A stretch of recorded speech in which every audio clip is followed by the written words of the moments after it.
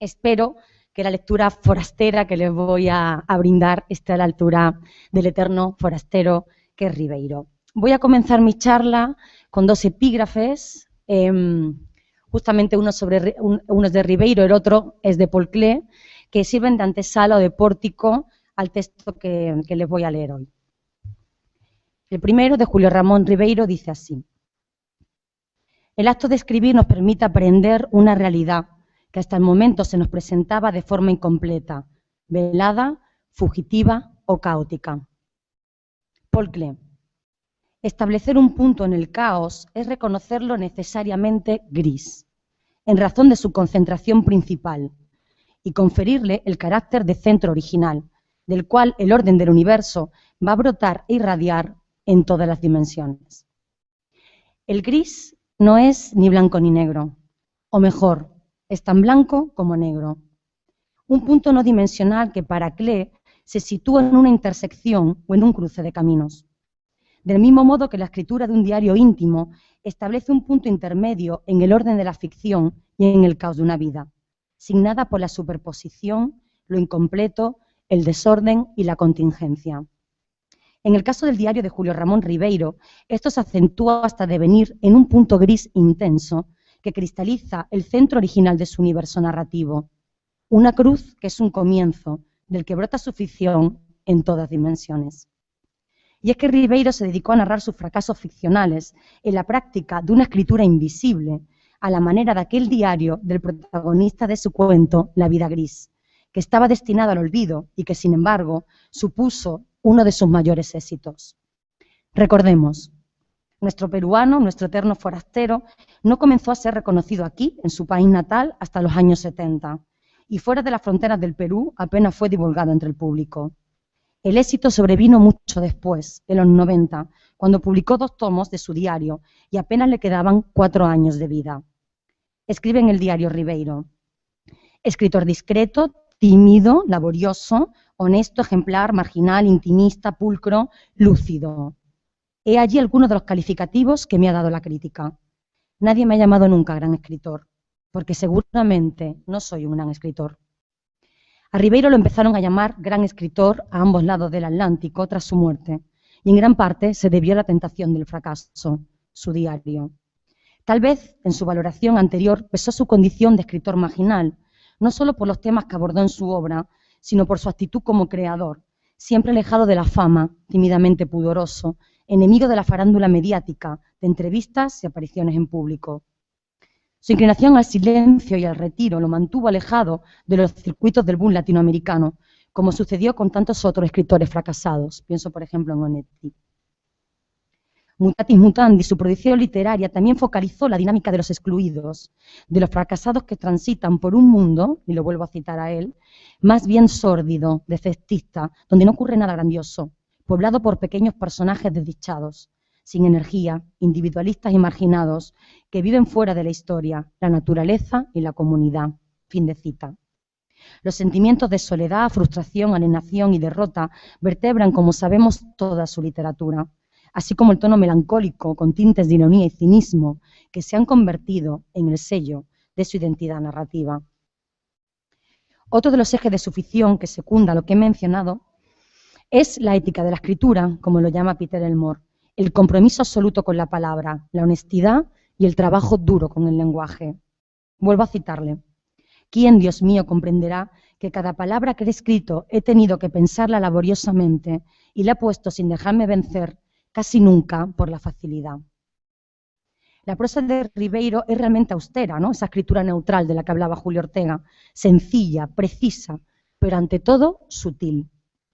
Se caracteriza por huir de la voluptuosidad y del retorcimiento, de las máscaras y de la inautenticidad. Dice: debo liberarme de la vieja retórica, buscar la simplicidad, la expresión directa, combinar la cotidianidad de los temas con el interés de la anécdota, el esquematismo del estilo con el buen gusto literario. Ribeiro es auténtico, al igual que su escritura y su fracaso. Por ello alcanzó finalmente la gloria, se salvó y encontró la solución a la muerte, a su modo de permanecer, puesto, como decía, en Prosas apátridas, los conceptos pasan, pero las formas permanecen. Y la forma narrativa que permanece más viva es la tentación del fracaso, su punto gris. 1. Diario y ficción. Julio Ramón Ribeiro mostró predilección por los géneros breves, sobre todo por las prosas laterales, aquellas formas no canonizadas como la del diario, obras ancilares que se convierten en el centro de su escritura, en eso que he decidido llamar el punto gris. Desde temprana edad se obsesionó por la lectura de diarios íntimos. Leyó centenares de ellos, Amiel, Stendhal, Lotto, Junger, Anais Nin, Virginia Woolf, hasta el punto de que la motivación de la práctica de su propio diario, ya en los años 40, le vino dada por el deseo de emulación de los diaristas que le apasionaban. Su erudición al respecto es incontestable y de ella da buena cuenta en su propio diario y en sus conversaciones publicadas con sus amigos. Esto es, llegó a convertirse en un excelente crítico del género y de toda suerte de escritura autobiográfica, correspondencias, memorias, apuntes. Así, en 1953, deja constancia expresa de su admiración por estas prosas y publica un artículo titulado En torno a los diarios íntimos, que sería incluido más tarde en La casta sutil. En este ensayo, Ribeiro resalta una cuestión muy interesante que no debe pasar desapercibida. En América Latina hay un vacío incontestable en cuanto a la edición de diarios íntimos. Dice en este ensayito, en lo referente al contexto histórico, se ha pretendido relacionar la aparición de este género con el fenómeno del protestantismo, en la medida en que este movimiento religioso, con su teoría del libre examen, favoreció la técnica de la introspección. Hipótesis interesante, que explica tal vez por qué motivo en Hispanoamérica, donde el protestantismo no llegó a arraigarse, no se han escrito casi diarios íntimos. Fin de cita. En realidad, uno de sus propósitos cuando comenzó a escribir fue hacerse merecedor de publicar su propio diario. Incluso explicita en varias ocasiones que hay que ganarse el derecho a publicar uno. O sea, de hecho, bueno, supongo que todos hemos leído Tentación del fracaso y se ve cómo claramente es hiperconsciente, ¿no?, de que puede llegar a ser publicado ese diario que él escribía en secreto. Esa hiperconciencia o esa alta conciencia de la práctica diarística y su compromiso con la literatura hacen que sea extremadamente crítico con sus anotaciones. Ribeiro así funge de censor de su propia obra, la relee asiduamente y la juzga con dureza. No tiene interés, es pura basura, deberían ser arrojados al fuego. De hecho, llevó esta actitud inquisidora a sus últimas consecuencias y destruyó el primer diario que escribió entre 1946 y 1949, un diario que estaba compuesto en su mayoría por notas de lectura. Quizá, como han afirmado Elmore, Giovanna Minardi o Irene Cabrejos, en su escritura diarística se escondía el deseo de inaugurar el género para América Latina, o al menos de ocupar un lugar privilegiado en el espacio literario peruano. Y quizá efectivamente lo haya inaugurado para el campo literario en español, no solo el latinoamericano, también en lo que a la reflexión teórica sobre el género se refiere. Desde luego, hasta la publicación del diario de Ribeiro, apenas tenían cabida en la industria editorial hispánica los textos diarísticos, al menos si lo comparamos con la tradición anglosajona, la germánica o la francesa. Pero hoy día el panorama hispánico ha cambiado y la práctica del diario está más viva que nunca, como demuestra, por ejemplo, el estudio que hace Manuel Alberca en el 2000, La escritura invisible. Bastaría con citar también el monumental diario de Adolfo Bioy Casares, que con su Borges escribe quizás la obra más trascendente de los últimos años, o los distintos diarios de Ernesto Guevara, ya sean los de viaje o los de combate, el diario de Bolivia, o las obras más leídas de los años 70, como la de Alfonso Reyes, el diario de Guiralde, el de Paz, el de Mistral, por supuesto el de Macedonio, el de Quiroga, el de Walsh, el de Wernicke, el de Rama, el de Pizarnik, etc.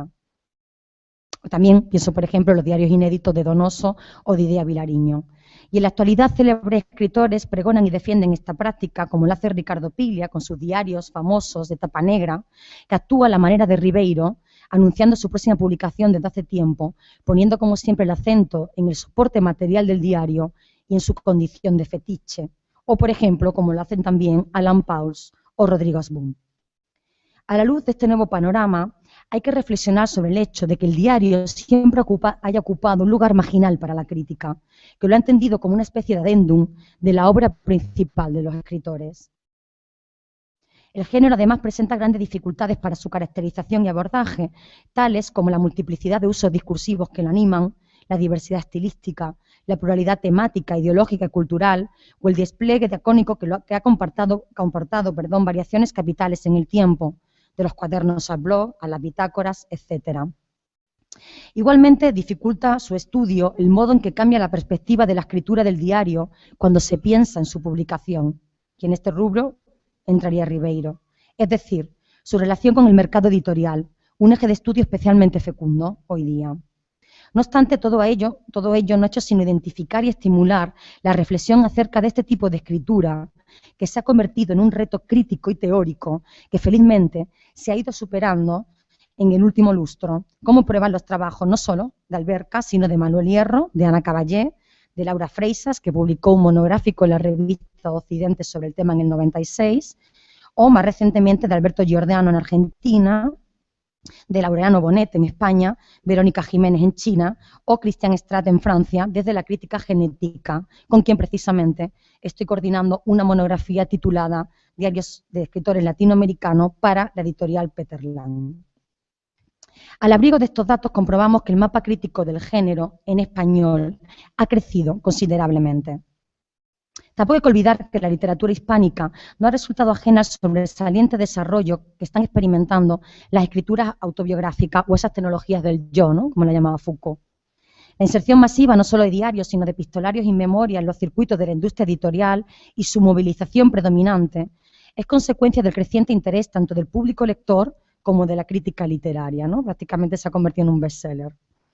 Interés por el reverso íntimo de la escritura, por desentrañar su significación textual y social, por contextualizar las circunstancias de su gestación y las mediaciones socioculturales que han ido redefiniendo la recepción del diario íntimo.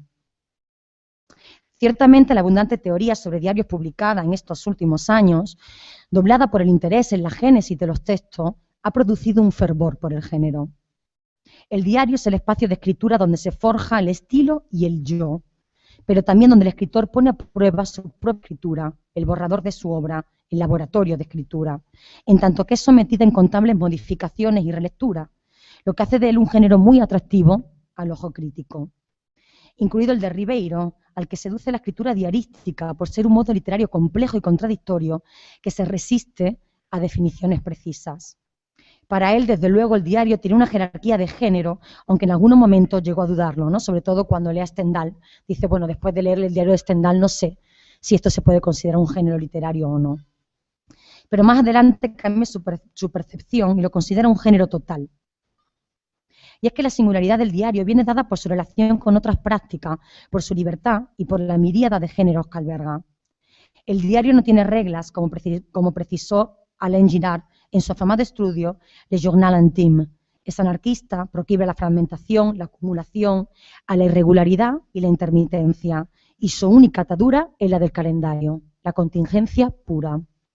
Pero quizá la problemática sustancial del diario, desde un punto de vista hermenéutico, sea su supuesto carácter verídico y su componente ficcional. Paul de Man advirtió que toda narración de un yo es una forma de ficcionalización. Barthes y Derrida también se acercaron a esta posición. Beatrice Didier puso el dedo en la llaga cuando se preguntó: ¿la diferencia entre una página presentada como relato y otra definida como diario existe realmente todavía? En la contemporaneidad sigue estando en el aire esta pregunta y aún no se acaba de resolver la problemática, derivada precisamente de lo que he dicho antes, de la rigidez de la clasificación genérica. En rigor estamos ante un tipo de lenguaje distinto que se articula sobre la base de manidas dicotomías clásicas: ficción-realidad, verdadero-falso, público-privado, hombre-mujer. Ya sabemos que el diario tradicionalmente se ha asimilado al ámbito de lo privado, de la intimidad femenina, ¿no?, que ponen en jaque el concepto de lo íntimo. Así, Arfuch habla de que estamos ante una nueva privacidad al albur de la importancia que ha adquirido la categoría de valor biográfico hoy, cuando el sujeto autónomo se vacía y es ocupado por estrategias discursivas que se arman, por así decirlo, en función de la otredad, de pensarse como otro y desde el otro. Es decir, es como si estuviésemos, o sea, este auge del diario, estoy intentando resumir, este auge del diario íntimo, ¿no?, y este vacío del sujeto, ¿no?, que es reemplazado por otros discursos, tiene que ver con este afán de consumir lo crudo, el documento, ¿no? O sea, es como si el diario íntimo viniera a ser lo más parecido a la vida en directo del escritor, ¿no?, al Big Brother. Dice en concreto Harfuch en el espacio biográfico: de los géneros biográficos acuñados en la modernidad, quizás sea este el precursor de la intimidad mediática, el que profundizó la brecha para el asalto de la cámara, el que aportó en mayor medida a una inversión argumental. Antes, lo íntimo podía decirse, no mostrarse. Ahora se muestra más que se dice. 2. Literatura y vida. Llevar un diario es un modo de vida. El diarista, maniático de la escritura, se ve supeditado a la contingencia de la banalidad, toda vez que se separa por completo de la vida activa y se vuelca hacia su interior.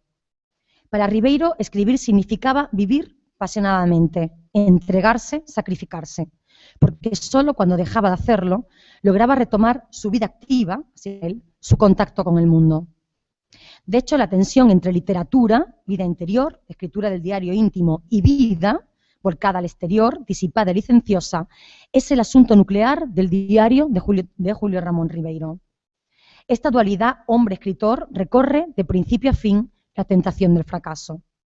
De este modo, su dificultad fue no saber cómo conjugar ambos, o no haber podido renunciar por completo a uno de estos polos.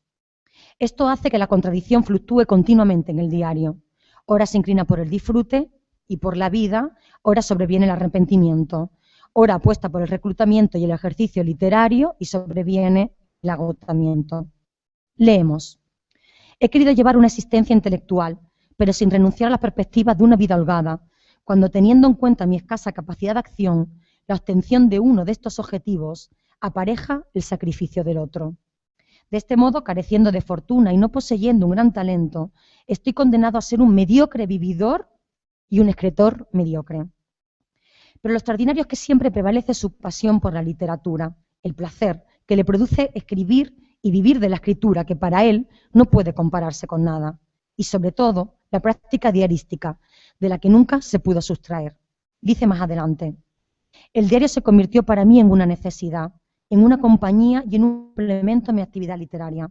Más aún, pasó a formar parte de mi actividad literaria, tejiéndose entre mi diario y mi obra de ficción una apretada trama de reflejos y reenvíos. Páginas de mi diario son comentarios a mis otros escritos, así como algunos de estos están inspirados en las páginas de mi diario. Y es que la tentación del fracaso funcionó principalmente para Ribeiro como laboratorio de ficción, como taller, como borrador, como reflexión sobre la condición del artista y sobre su oficio, parte de su obra, parte de su vida. El peruano analiza sus propios cuentos y las obras de otros escritores, resume debates intelectuales y comenta las tertulias literarias a las que asiste. Sin duda, el diario llegó a convertirse en su instrumento de trabajo, en el lugar donde geminan pensamiento y obra. El diario es el núcleo generador, el punto gris de su escritura en muchas ocasiones, y dialoga con otros textos suyos, por ejemplo, con ciertos fragmentos que conforman las prosas apátridas, cuya hibridez es reflejo del carácter diarístico, como las opiniones literarias acerca de ciertos libros y autores, especialmente franceses, que vierte la caza sutil, la recopilación de ensayos y artículos periodísticos, o como los textos de los dichos de Luder, que se yerguen en la zona intersticial del ensayo y la ficción, y cuya forma breve, concisa e intensa recuerda el diario. González Vigil, Peter Elmore o Susana Zanetti han estudiado este intercambio de escritura entre el diario y los textos mencionados, aunque no en su totalidad. Aún queda pendiente un estudio a cabalidad de esta urdimbre textual, de esos hilos comunicantes que teje Ribeiro y de cómo el diario arroja una nueva luz, hilo conductor de lectura, sobre determinadas publicaciones. Pienso, por ejemplo, en cuentos como Gallinazos sin plumas, Silvio en el Rosedal, algunos pasajes de prosas apátridas, Solo para fumadores, los mencionados dichos de Luder o los relatos santacrucinos. Sin embargo, como indicó Blanchot, el diario también es un tipo de escritura que permite retardar el momento inexorable de la otra producción. Y en Ribeiro, pienso que el diario llega incluso a reemplazarla y a fugir de coartada para el escritor. Dice: no escribir lo que deberíamos escribir y escribir solamente acerca de los problemas y perplejidades que nos plantea nuestra vocación, de modo que el diario termina por suplantar a la obra potencial que conteníamos. En mi caso, confieso que he tratado de sortear estas dificultades, si bien sé que por épocas y en muchos casos he sucumbido a ellas. Así como en el cuento de Roberto Ar, escritor fracasado, la no consecución de la escritura de la obra apunta al fracaso. Ribeiro escribe en un diario su fracaso para hacerlo materia y de esta forma fracasar menos o, como decía Beckett, fracasar mejor. Y un diario se lee por la ilusión de verdad y de inmediatez, por esto que proyecta, por esa cosa directa que, sumada al lenguaje desprovisto de ornamentación, hacen de este género algo parecido, como he dicho, al Big Brother de los escritores. Y ya sabemos la importancia que ha cobrado hoy día esa vida real, el documento o el testimonio. De ahí gran parte del éxito, donde los diarios íntimos en el presente y el fervor que ha despertado los lectores. Y eso es lo importante, pensar en cómo leemos este tipo de textos, en el valor del diario, en su marginalidad como género y su centralidad en escritores como Ribeiro, que lo desplaza y lo cimenta en la ausencia, en el silencio, en la mudez. Si su ficción se instala en Perú, el diario lo hace en Europa y se narra desde el punto de vista del exilio o de la extranjería, desde la construcción extrañada de un universo textual íntimo, alejado del escritor que viene a reparar una pérdida, la de la muerte del padre, la imposibilidad de la novela total, vivir de la literatura. 3 y último punto. Literatura y dinero. El diario comprende un lazo temporal amplio que va desde 1950 a 1978. Está compuesto de 3 partes principales. La década de los 50, en la que malvive para poder escribir y experimenta romances apasionados. La de los 60, en la que trabaja en Franpress, se casa y tiene un hijo. Y la de los 70, en la que consigue la estabilidad, un puesto en la Embajada de Perú y luego en la UNESCO, y comienza definitivamente a quebrarse su salud. Uno de los grandes temas de la tentación del fracaso, y es el que me interesa especialmente, puesto que llevo 3 años dedicándome al estudio de la intersección entre literatura y economía, es el tema del dinero. Esto es, el modo en que se define la relación entre literatura y trabajo en el espacio textual del diario, la reflexión sobre las condiciones y modos de producción y los procesos y circulación de la escritura. Lo importante para Ribeiro es escribir a cualquier precio, máxime cuando el diario es un género literario desligado, en principio, del dinero, del mercado, de la venta del texto. Una escritura verdadera, pura, que no circula, que se guarda aparte, como un secreto, y que contiene reflexiones sobre la intrincada relación entre literatura y mercado, representaciones de su vinculación con la economía del capital simbólico. Y ahí, por ejemplo, estaba pensando en la pregunta que alguien del público le hizo a María sobre la historia de la novela policial, y precisamente pensaba en Poe, ¿no? Y en que es precisamente el que inaugura el subgénero moderno del policial ligado también al capitalismo, ¿no? Es el gran género del capitalismo. El investigador investiga por dinero, ¿no? Por una parte aparece la guerra que libró contra las condiciones materiales adversas, tuvo que emplearse en múltiples trabajos, como sabemos, que le abocó a la búsqueda constante de dinero para poder mantenerse, ya que cuando lo tenía lo gastaba rápidamente, se arruinaba y debía idear nuevos medios para sobrevivir. Cito del diario: todo dinero que llega a mis manos se quema, se desvanece, y esto es tan viejo como mi memoria. Es que lo fundamental para Ribeiro, inequívocamente, fue ejercer el oficio literario, vivir para escribir y no al contrario, conseguir el dinero suficiente para ser libre y entregarse a su obra. Vuelvo a citarle: cuando imagino una vida afortunada, millonaria, veo siempre el lugar donde pueda seguir escribiendo. Si no fuera necesario comer, dormir, trabajar, no abandonaría este sitio, donde nada me incomoda, donde gozo del más completo albedrío, donde soy dueño del mundo, de mi mundo, sus fabrilaciones, hazañas, torpezas, locuras, el mundo irreal de la creación, al lado del cual no hay nada comparable. Como dijo Al, el dinero es el mejor novelista del mundo. Y Ribeiro novela en su diario los distintos oficios y artimañas que emplean para producirlo. Es uno de los grandes temas, como he dicho, para ganarlo, para fabricarlo. De gerente pasa a conserje, saca cubos de basura cuando está justamente escribiendo Los gallinazos sin pluma, de recolector de papeles y periódicos a pedir préstamos a amigos, conseguir subsidio para estudiar alemán en Múnich, etc. Y, por supuesto, también pierde ese dinero, ¿no?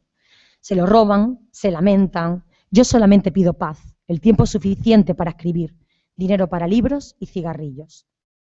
En ocasiones no tiene ni para comprar un lapicero. Necesita dinero para escribir y leer, para hacer posible la condición material de la escritura y de la lectura. Por lo que esa doble tensión de la palabra como signo lingüístico y como signo económico recorre buena parte del diario. Ahora bien, también el tiempo es oro, y Ribeiro no lo tiene porque debe trabajar para vivir. Para escribir, en aras de publicar ficción, la escritura del diario, así, es una escritura también al margen del mercado, al menos hasta los años 90. para vivir de la literatura. Susana Zanetti apunta algo similar, la cito: la tentación del fracaso actúa como muro tanto frente a los reclamos familiares de los primeros años europeos como las imposiciones del mercado, de un sujeto celoso de su libertad y que como defensa de una ética de escritor se ampara en el aparcamiento, soslayamiento o aceptando a regañadientes el éxito. Ni las tentativas con los editores, las discusiones o los acuerdos por derechos de autor, ni la recepción crítica de sus libros son temas recurrentes en el diario. Fin de cita. Es más, como ha observado Esperanza López Parada, los periodos más activos del diario coinciden con los de penuria económica. Ribeiro así se alimenta del signo narrativo, que se convierte en riqueza, que produce a su vez más signo narrativo. En este sentido, La tentación del fracaso es un diario de efectos, de las consecuencias de las acciones de otro, casi siempre negativas, y de las duras situaciones por las que pasó Ribeiro, siempre más interesado en analizar sus sentimientos que en buscar las causas. Más de 600 páginas impregnadas de duda, remordimiento, desazón y abatimiento, en las que los momentos de dicha suelen ser silenciados. Porque, pienso, lo que realmente podemos compartir es la desgracia. En la tragedia, de un modo u otro, nos proyectamos, empatizamos, nos unimos en colectividad. La felicidad, sin embargo, nunca puede ser compartida. Es un sentimiento solicista, individual, irremediablemente subjetivo, que nos desune y nos singulariza. Ribeiro desarrolla una reflexión muy injundiosa a este respecto. Le cito y ya voy acabando. Todo diario íntimo surge de un agudo sentimiento de culpa. Parece que en él quisiéramos depositar muchas cosas que nos atormentan y cuyo peso se aligera por el solo hecho de confiarlas a un cuaderno. Es una confesión apartada del rito católico, hecho para personas incrédulas.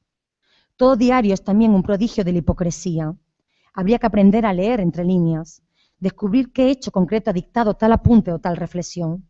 Por lo general se analiza el sentimiento, pero se silencia la causa. Todo diario íntimo nace de un profundo sentimiento de soledad. Soledad frente al amor, la religión, la política, la sociedad. Y el problema capital de nuestro peruano fue la persecución de la escritura de un gran libro, lo que vendría a ser su obra definitiva.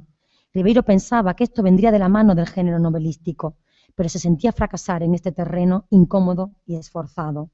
No obstante, en el diario, que practican parte para solucionar este problema, hay esa comodidad, un estilo propio, el modo de hacer algo importante, el punto gris de su escritura. Es decir, el diario, la búsqueda a través de este género, fue lo que al final lo condujo al éxito. El medio devino en fin. Probablemente si hubiese creído que uno de sus textos era su obra definitiva, como él la llama, que ya todo estaba acabado, que había triunfado, no habría seguido escribiendo el diario. Esto es, fracasando para fracasar mejor. Por eso este diario constituye su más importante legado literario. La tentación del fracaso es la gran obra de la vida de Ribeiro, quien sentenció: el gran escritor no es el que reseña verídica, detallada y penetrantemente su existir, sino el que convierte en el filtro, en la trama, a través de la cual pasa la realidad y se transfigura. Porque como también dijo, el artista de genio no cambia la realidad, lo que cambia es nuestra mirada. El gran escritor Julio Ramón Ribeiro, un artista de genio, supo tejer a diario un texto que nos enseña a mirar esa trama gris que es la vida desde, entre los lugares más valiosos, el punto de vista gris. Muchas gracias.